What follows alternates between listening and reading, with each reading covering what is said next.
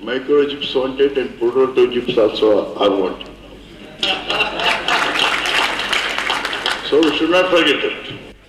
Mr. Ramarao started the pitch by seeking investments from both Indian companies and multinationals in areas ranging from computer chips to potato chips, but emphasized that privatization was a process that needed adequate preparation and prudent implementation.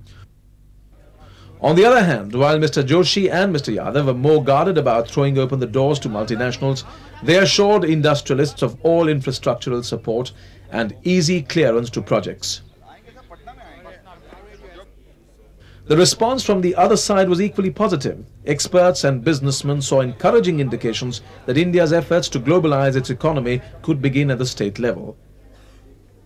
An endeavor, they felt, which would demand more active interaction between industry and state authorities.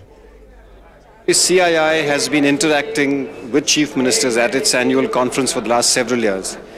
But I think this year particularly they identified those chief ministers who have just come into power, just to understand what are their perspectives, to what extent they would continue to encourage industrial investment to take place.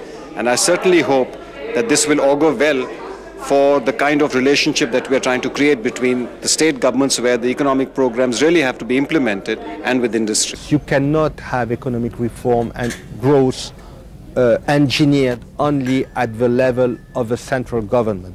You need the involvement of the states. And I think one critical factor has been that we have seen in the last few years how almost all the states in India have become convinced about the necessity, the urgency of economic reform, the urgency to attract foreign investment, the urgency to attract foreign technology.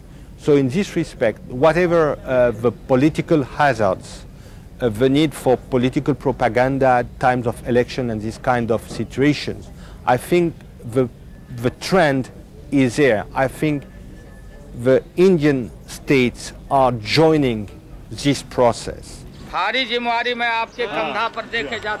the end of it all, beyond the marketing spiel, backslapping, bear hugs and beaming smiles, the larger economic reality facing the country loomed large at the conference.